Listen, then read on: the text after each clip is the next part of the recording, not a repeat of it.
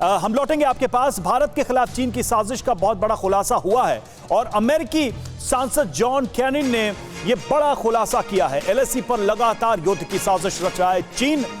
पड़ोसी देशों के लिए खतरा बन चुका है चीन, ये अमेरिकी सांसद ने कहा है। और एक तरीके से सीमा युद्ध छेड़े हुए है चीन अपने पड़ोसी मुल्कों, खासकर भारत के खिलाफ जिस तरह की गतिविधियां चीन कर रहा है अपनी सीमा के पास।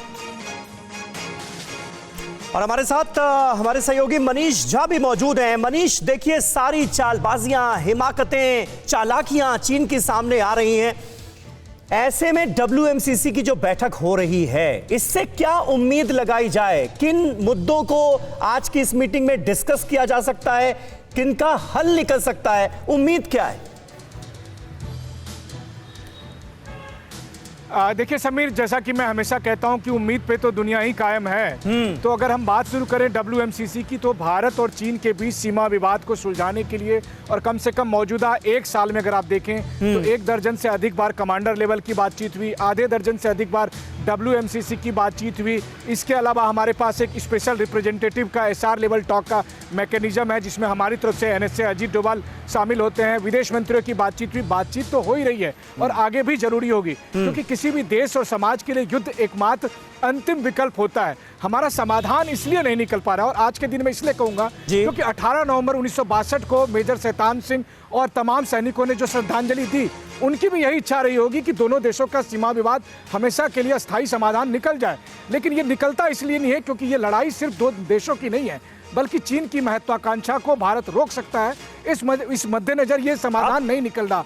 इसलिए आप देखते हैं कि कभी अमेरिका कहता है मनीष, LAC पर लड़ाइयां हो रही है, उस पर एक रिएक्शन GD बख्शी सर का भी ले लें कि युद्ध तो अंतिम विकल्प होता है, लेकिन क्या वो ये देश समझेंगे जो लगातार युद्ध की ही साजिश करते हैं? पाकिस्तान जैसे पड़ोसी मुल्क है, जैसे अजीम भट्ट साहब कह रहे थे कि भाई मिलकर सुलझाना होगा, लेकिन जो धोखे चीन पाकिस्तान की तरफ से मिलते हैं, वो क्या युद्ध से पहले की किसी भी स्थिति को बनाते नजर आ रहे हैं आपकी नजर में? ऐसा लग रहा है क्या? देखिए साहब, आपको ये विकल्प की साहब फौजी विकल्प तो है ही नहीं।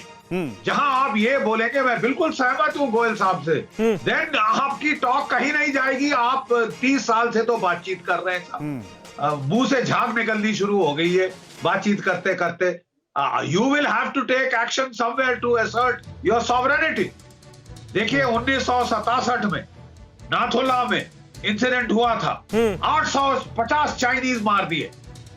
हमारी फौजों ने, ग्रेनेडियर बटालियन थी, ब्रिगेडियर राय सिंह साहब की कमांड में महावीर चक्र प्राप्त हुआ उन्हें। 800 से ज्यादा सैनिक मारे थे नाथुला के ऊपर, और तब से साहब शांति रही अगले 30 साल। मैं आपको बता रहा हूं कि गालवान में जब ये इंसिडेंट हुआ, मेरी समझ से आपको फायर खोलना चाहिए था। अगर आप 200-300 लाशें गिरा देते चीनियों की, तो ये बिल्कुल उसके बाद झटका लग जाता और ये कंट्रोल हो जाता। प्रसून जी ऐड करना चाह रहे हैं इस पर कुछ? प्रसून जी, जिस बात का जिक्र बख्शी साहब भी कर रहे हैं, क्या इस तरह की आक्रामक पॉलिसी अपनाने का वक्त आ गया है चीन के खिलाफ? जी समीर जी, मैं इस डेटरेंस और स्टैंड का जो हमें बेनिफिट हो रहा है वो दिखाना चाह रहा हूं। चीन में पिछले 7 साल में पहली बार इन्वेस्टमेंट घटी है। भारत में 550% इन्वेस्टमेंट बढ़ी है। चीन में जहां पे जो फॉरेन इन्वेस्टर्स हैं उनको 1 ट्रिलियन का नुकसान हुआ है।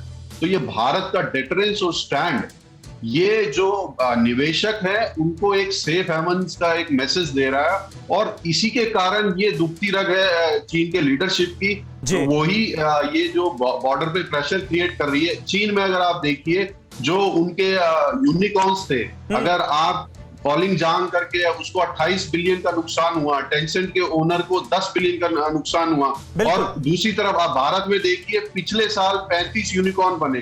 तो ये जो एक उभरता हुआ इन्वेस्टमेंट डेस्टिनेशन भारत बन रहा है, उसको वो चीन मतलब हजम तो नहीं ये भी कर एक पा रहा तरीका है जवाब देने का, क्योंकि चीन के रुख में कोई फर्क तो हम देखते नहीं, रेजांगला से लेकर गलवान घाटी तक। अड़ी सोमवार से शुक्रवार शाम 6 बजे सिर्फ TV9 भारतवर्ष पर।